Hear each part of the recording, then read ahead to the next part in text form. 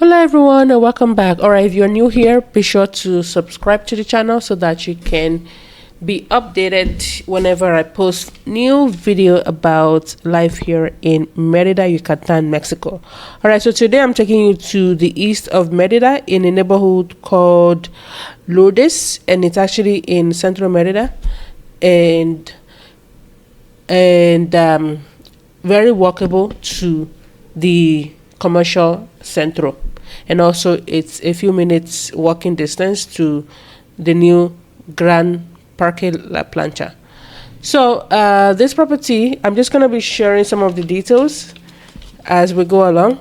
This property has 5 bedrooms and 3.5 bathrooms, so 3.5 bathrooms, and it was listed at 1.7 million Mexican pesos, and it's divided into sections. So we are in the main house right now, the historical house with pastel tiles, cedar wooden doors, and metal doors with opaque glass windows. And also, this property, as you can see, it has high ceilings. Even though the high ceilings will need to be taken down and rebuilt because it's not in a good condition. It needs to, they need new roofing. The walls will need to be picked to fix humidity and every other upgrade that this house needs, as you can see. So I actually love the playfulness of the pastel tiles. It looks like they just bought off the rack pastel tiles and they just randomly put them on the floor, which I actually liked. I like the playfulness of it, and I actually have some of those pastel tiles, like the floor, I believe floor numero dos. I have that in my house as well. Now, this main house, it has 2 of those 5 bedrooms and 1 of the 3.5 bathrooms. So the 2 bedrooms, they share 1 full bath, and this main house has the kitchen, the living room, and the dining area, that you can see right here. And it also has ceiling fans. Obviously, the ceiling fans will come down when you bring down the ceiling fan. So I was attracted to this property because it had what I was looking for. Then I was looking for a house with a historical house in Centro Merida with pastel tiles, high ceilings, and also I wanted to be able to build at the back. If the house comes with an apartment at the back, a bonus. My budget then was 1.5 million pesos. So this property was listed at 1.7. I was like, okay, a little bit over 1.5, but let me go see what it looks like. And so when I went to go see what it looked like, I asked my realtor because, the sellers, they had their own realtor, Gwendolyn, who was the person showing us the property, and then I had my own realtor, Raquel, who took me to the property. So when I asked Raquel, okay, so what is the best price? She told me they could sell it to me at 1.55 million pesos. So 1,550,000 Mexican pesos. I'm gonna write that down on the screen with the Canadian and USD equivalent. So I was okay, that's okay.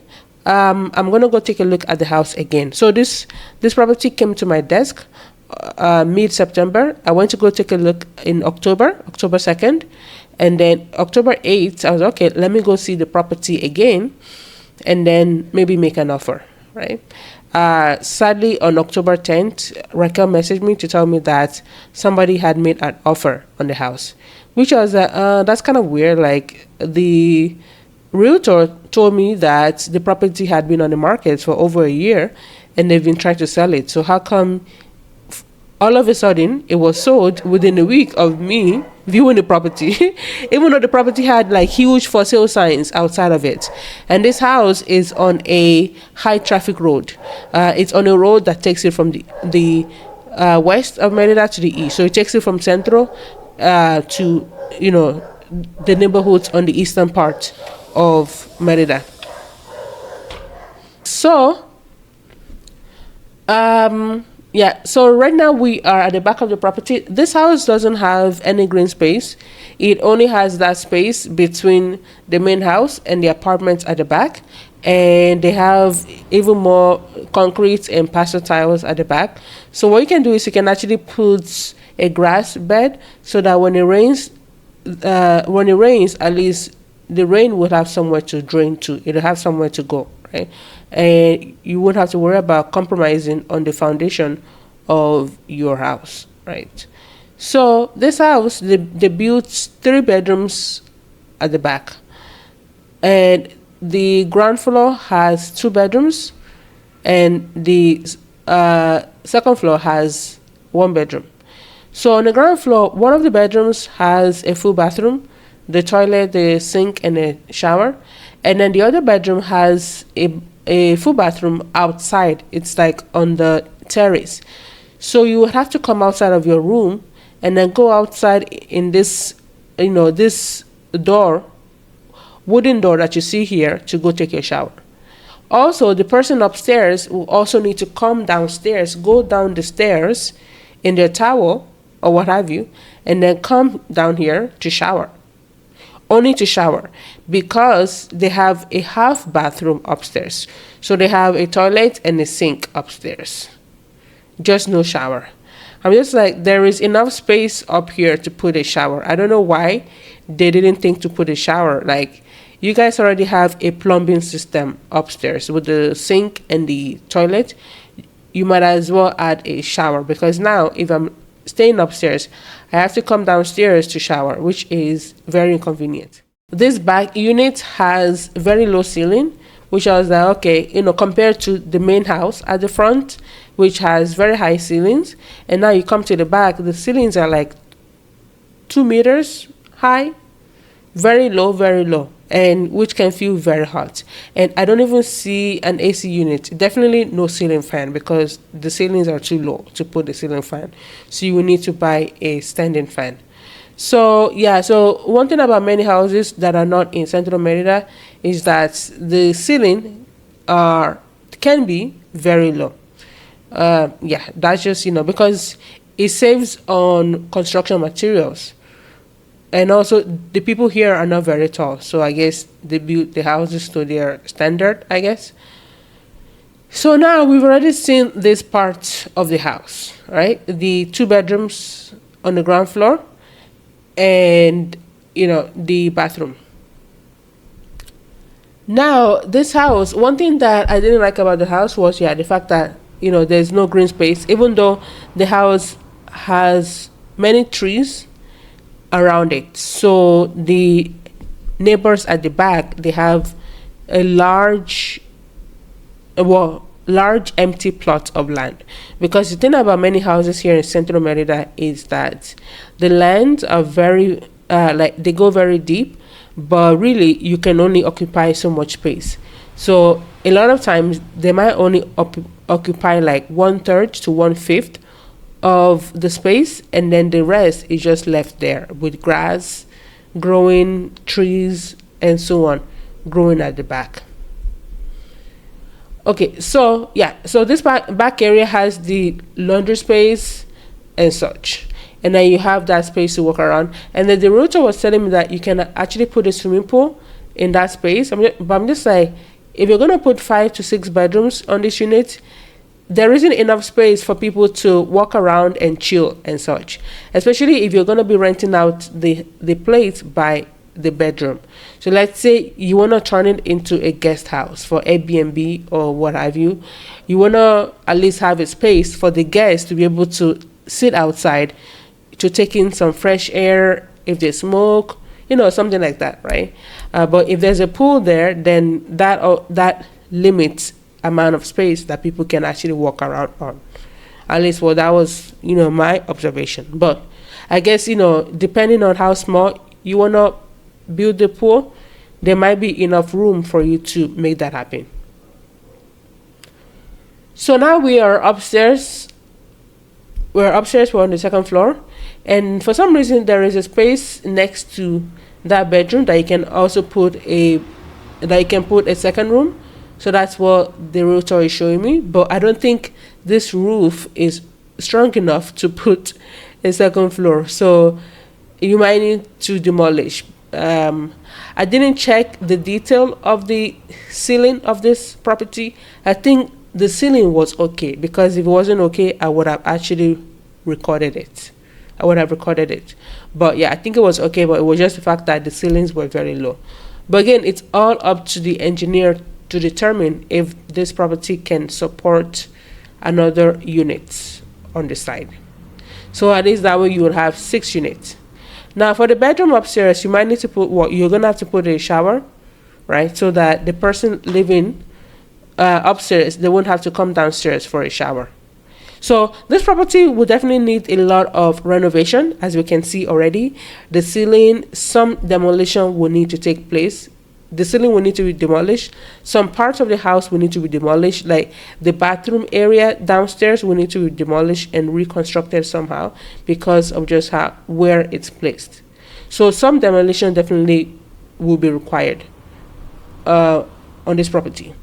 So this property, the size of the land at the front is 7 meters wide and 29 meters deep. So it's about 200 square meters. And construction is almost 200, like 172 thereabout, because you have to take into consideration the house at the front and also the house at the back. So a lot of construction. But the thing is, the construction, you need to renovate.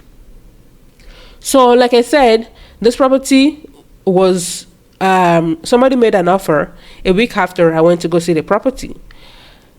And both realtors confirmed with me that yes, indeed, the property was sold. But you know what happened? 2 months later, the original realtor, Wendolyn, she messaged me in this December 12th. She was, oh, hey, you know what? The property you were interested in is now back in the market because the people who wanted to buy the property, or at least the person who wanted to buy the property, passed away. I was like, oh no. Oh wow, I'm sorry to hear that. Okay, so let me come see the property again and then maybe I'll make an offer. I was like, oh, by the way, the price for the house is now 1.9 million pesos. I was like, wait, what do you mean 1.9 million pesos? I shared with her a screenshot of a conversation that I had with my realtor with the picture of the house and the price, right? Because she told me, okay, they're willing to sell the house to you for 1.55 million pesos. Because the other realtor for the sellers told me that, hey, the amount is 1.7, but because the property has been on the market for a while, they can probably give you an offer. They can come down a little bit. That's what she told me, a little bit. So I was like, okay, I'll get back to you. But only for her to come back 2 months later to tell me that the property is now 1.9 million pesos because when they did an appraisal on the house, the appraisal said the property was worth 2.1 million pesos. So I'm going to play an audio with the realtor. Y en realidad, si te fijas, son 5 recámaras, tiene 5 recámaras y hasta opción a poner una sexta aquí junto. Entonces te digo, si tienes un tema de hospedaje, puedes hospedar varias personas, obviamente remodelándola.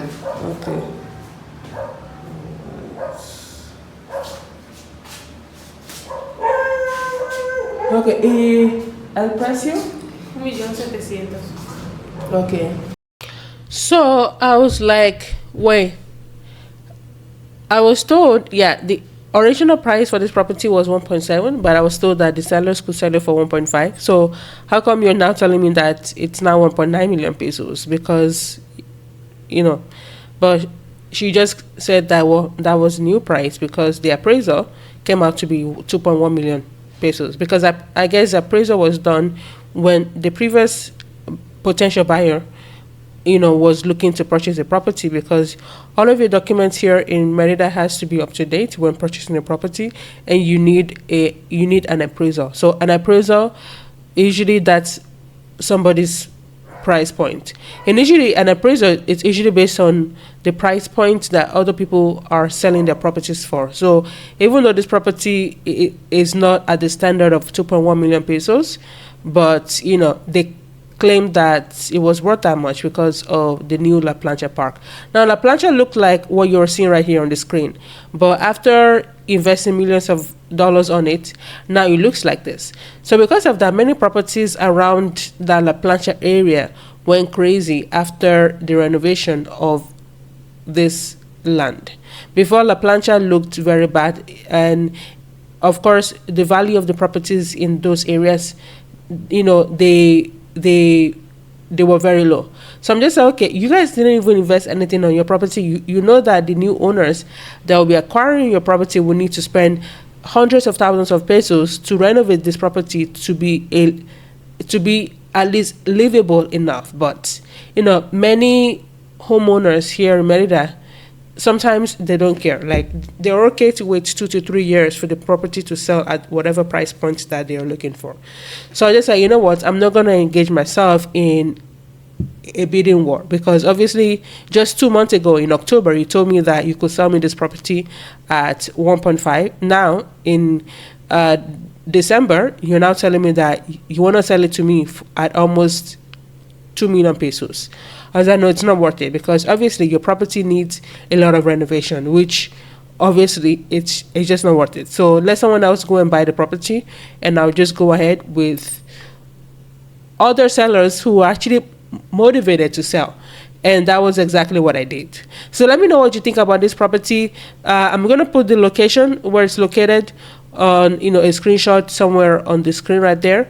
Let me know what you think, the price point, the location, what happened between me, the realtors, and the seller. And yeah, let me know. Thank you, and I'll see you in the next video. Ciao.